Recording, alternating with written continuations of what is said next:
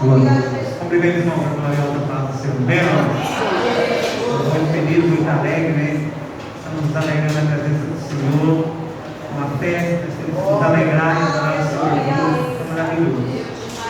Estamos muito felizes na presença de cada irmão que faz presente, está adorando o Senhor. Conforme for dizendo o nome, peço que os irmãos se coloquem em pé, amém? Com muita alegria e satisfação. A Igreja Secreta do Ministério de Canaã, tem o prazer de estar recebendo aqui nesta noite. Está conosco o pastor Sansão, nosso irmão Adalto, nosso pastor Antônio Leite Nhumas, presbítero Wesley, conjunto âncora da alma, e os irmãos que acompanham o conjunto âncora da alma, amém? Está também o presbítero Luciano, pastora Sandra, presbítero Valdecir, pastor Walter, pastor Itamar Walter, nosso também coordenador, juntamente com a igreja, meu conjunto, Calvário, e os irmãos demais que acompanham, estão aqui, né? Também. Tem mais algum irmão que está nos visitando, que não foi passado pelo dono? Irmão Gilmar, presbítero Gilmar, amém? Tem mais alguém, meus queridos? Aleluia. Todos os irmãos, coloque perto da igreja. Nós vamos dizer para os nossos visitantes: sois bem-vindos em nome do Senhor Jesus. Essa igreja ama vocês, amém? Visitantes, seja bem-vindo.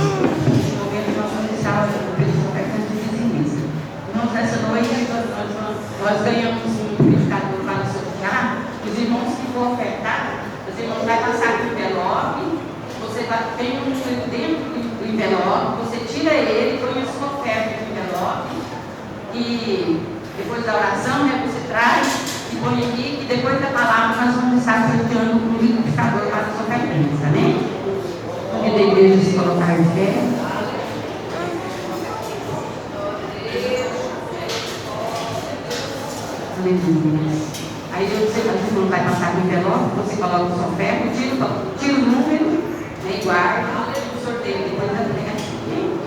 Senhor, nós te louvamos pela vida de cada ofertante, cada dizimista, contribuintes da obra do Senhor. Pai, que as bênçãos do Senhor estejam no celeiro, na finança, a prosperidade do Senhor, que todos venham comer o melhor dessa terra, Pai. Pai querido, abre portas de emprego aqueles que estão desempregados. Nós te pedimos em nome de Jesus e te agradecemos em nome do Senhor. Amém.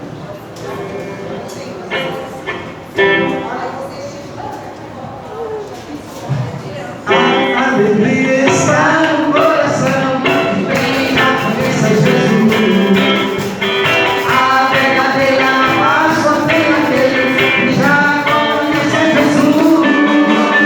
O sentimento mais precioso que vem do nosso Senhor é o amor.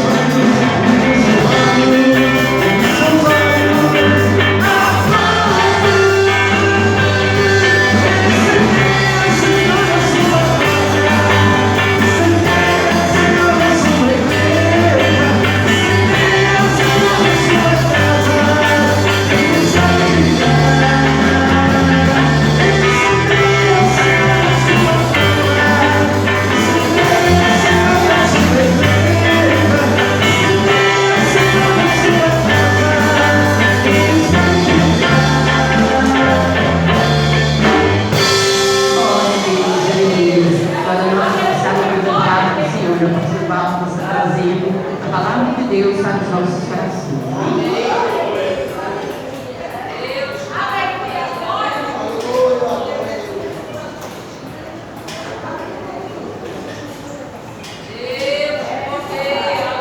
Saúde a todos, com a paz do Senhor Jesus, amém.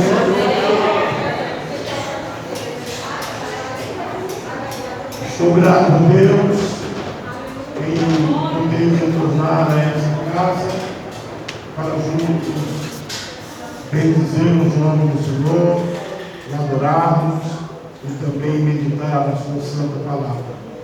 Quero agradecer aos irmãos,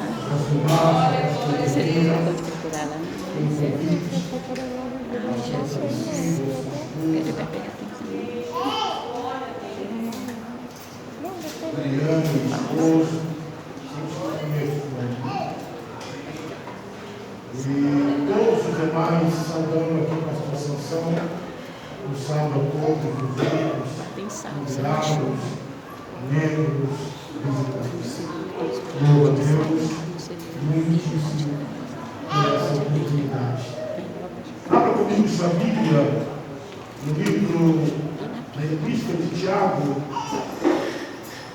no capítulo 5, verso 16. Tiago 5, verso 16.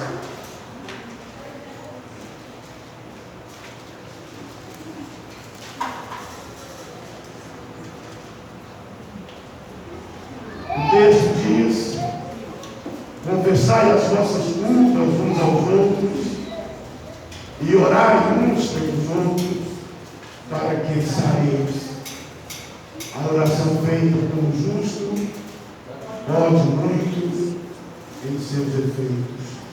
Glória a Deus. Amém? Glória a Deus. Deixa eu sentar aqui.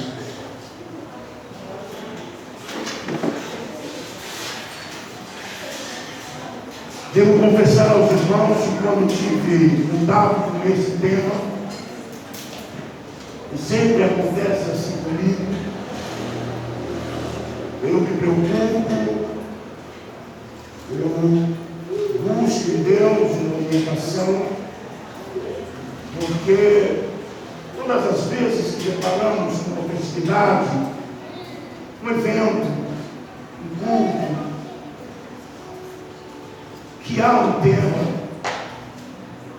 eu parto de um princípio, uma preocupação muito peculiar. 3 preocupações. A primeira, o que é que o texto diz? É imperioso, é necessário atermos ao tema. Eu sou do tipo que não acredito naquela falácia. Irmãos, eu orei no tema, pesquisei o tema, meditei no tema, estava prontinho para pregar no tema, mas chegando aqui, Jesus mudou a mensagem. Eu não creio nesse Jesus que muda a mensagem. Para isso eu creio, irmão.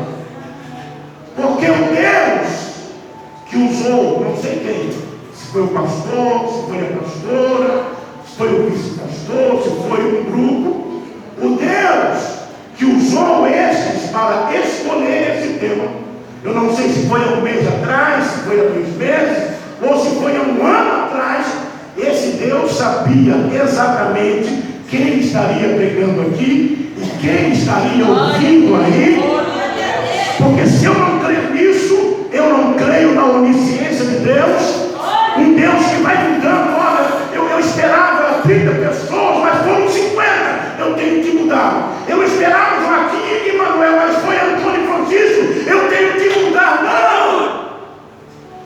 O Deus que te trouxe aqui, para que juntos reflitamos sobre esse tema, e o texto do qual foi extraído.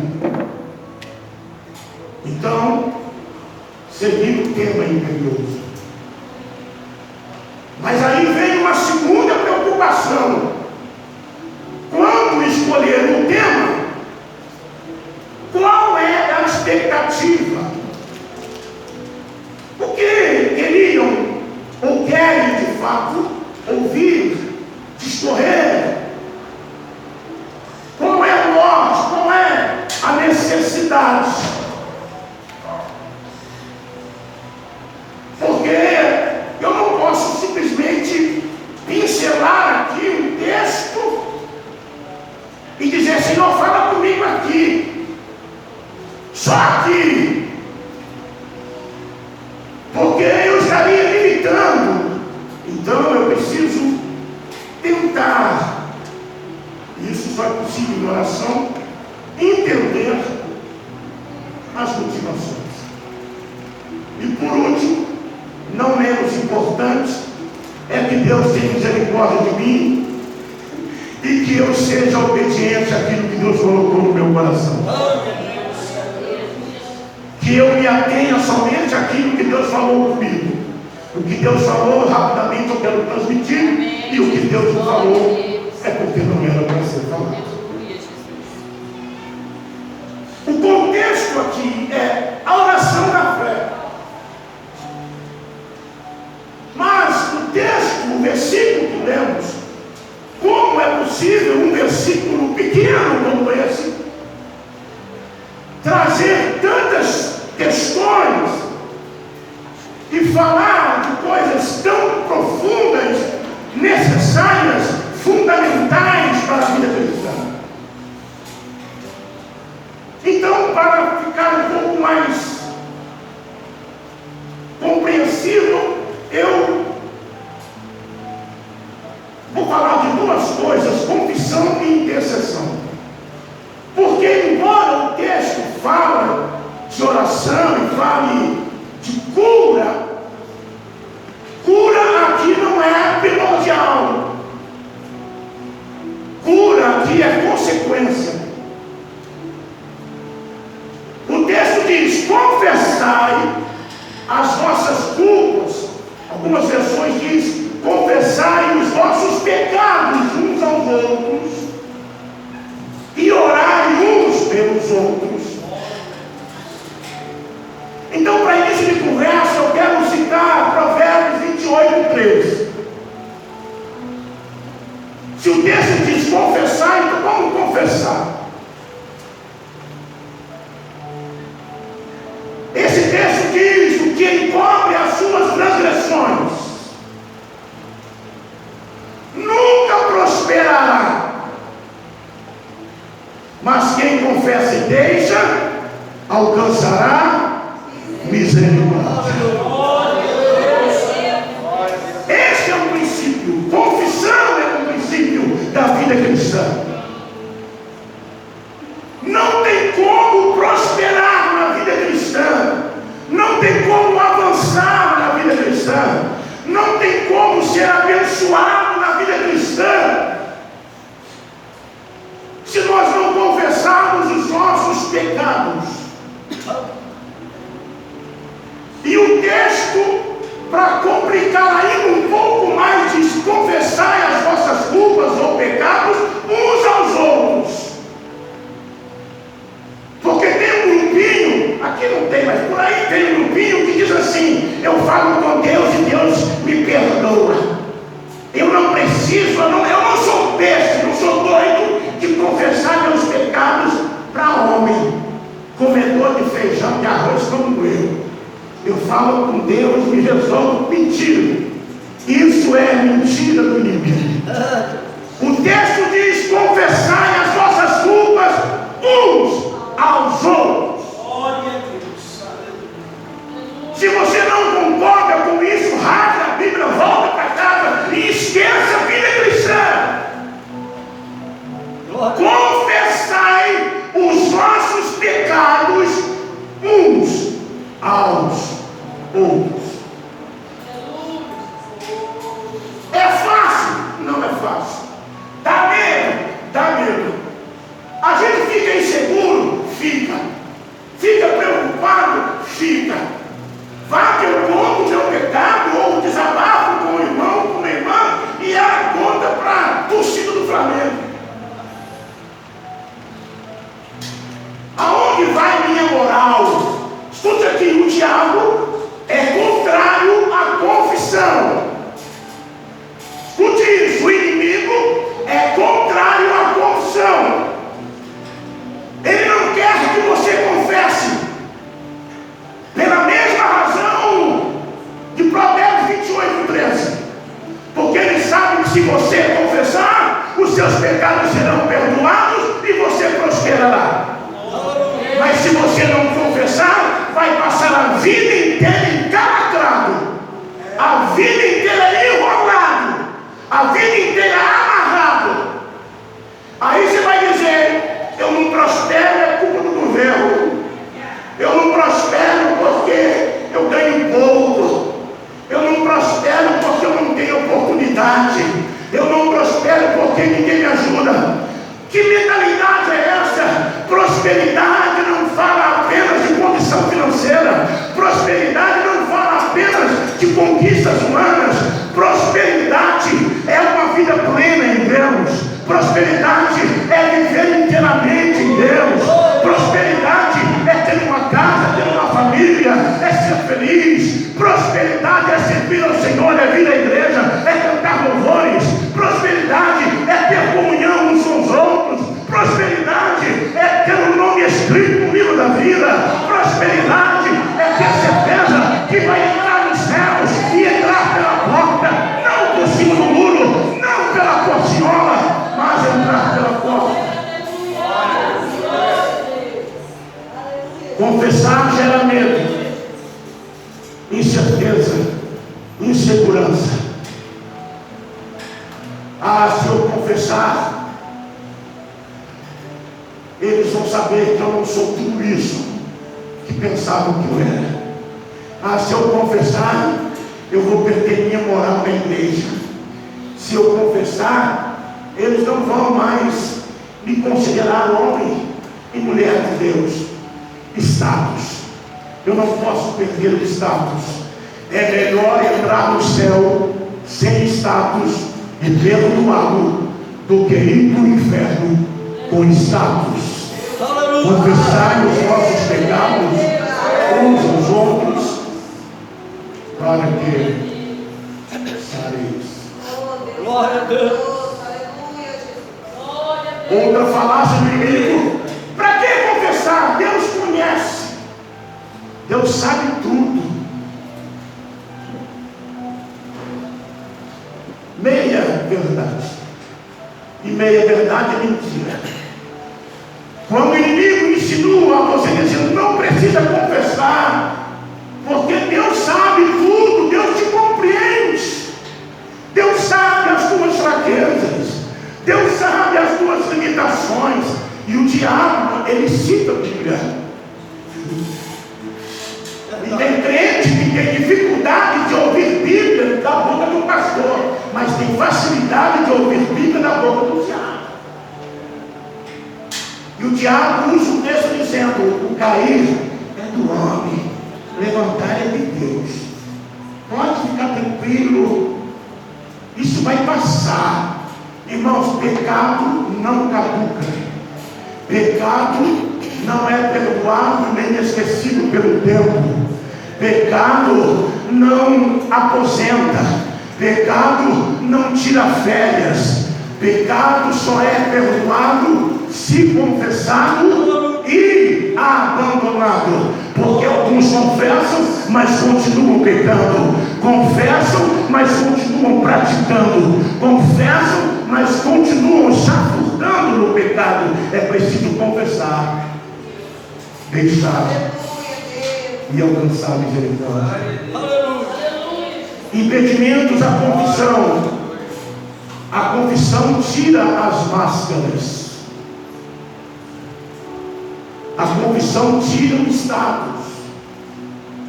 A confissão exige atitude, postura.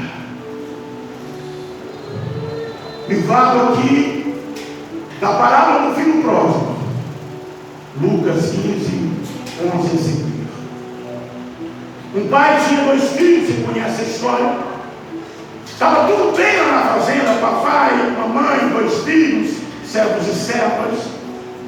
E um dia o mais moço disse ao pai: pai, dá-me parte da herança que me pertence.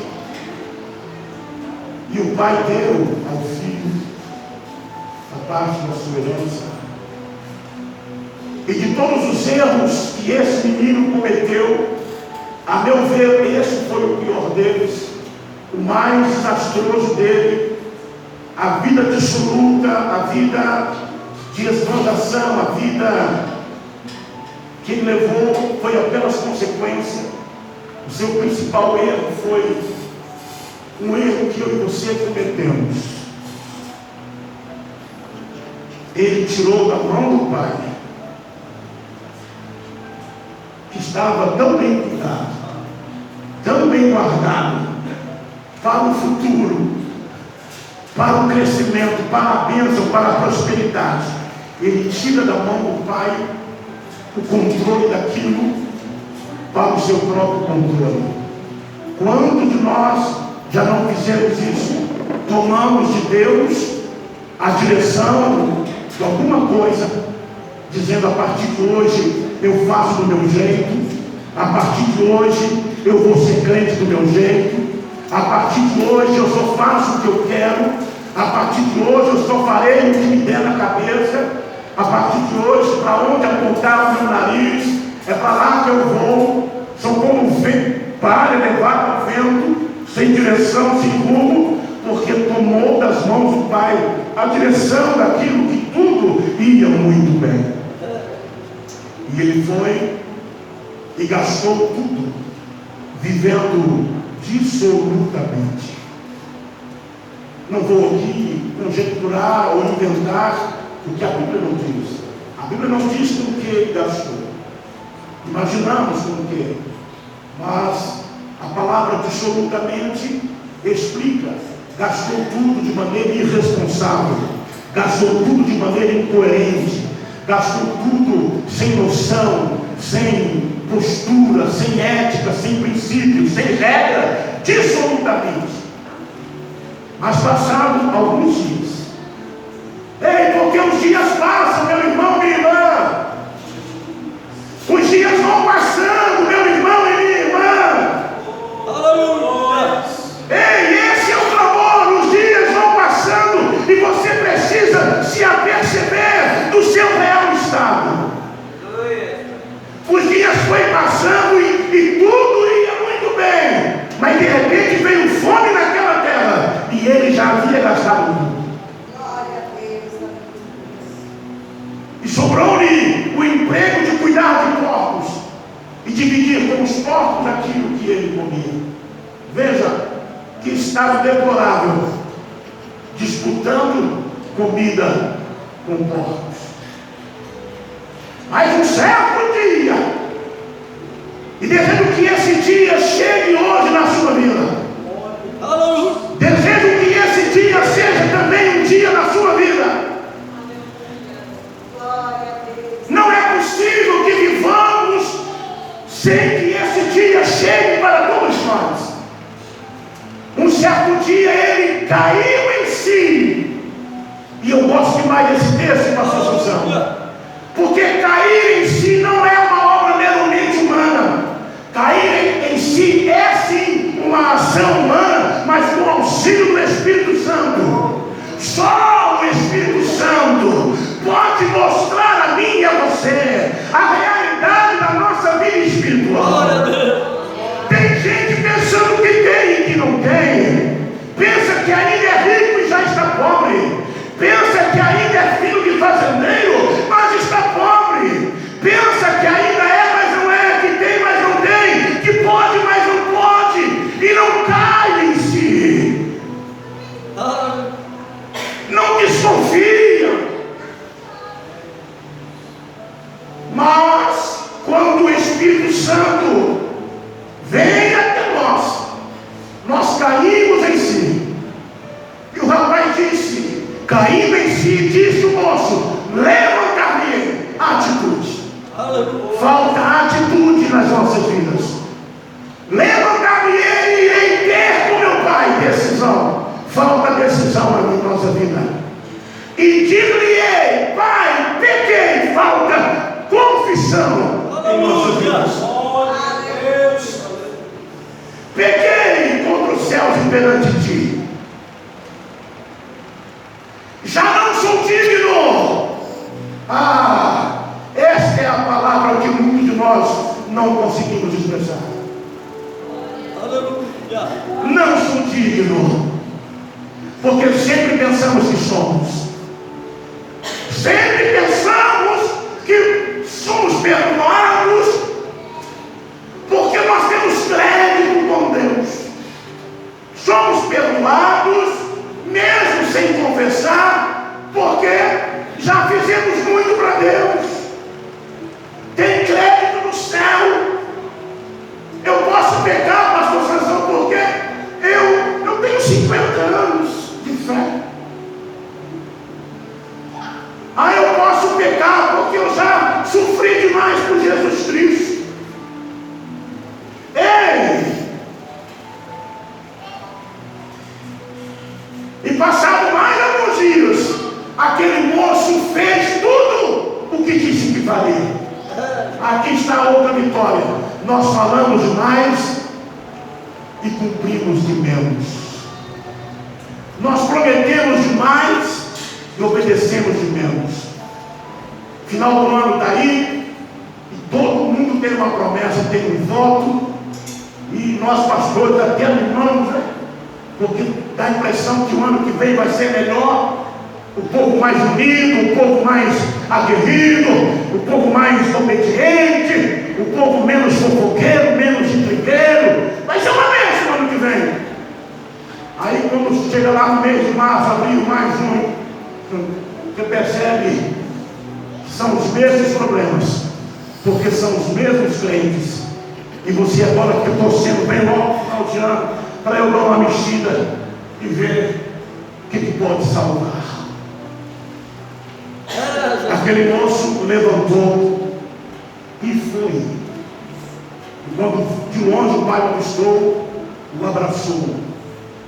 Agora, o texto seguinte não fala que o filho disse nada ao pai,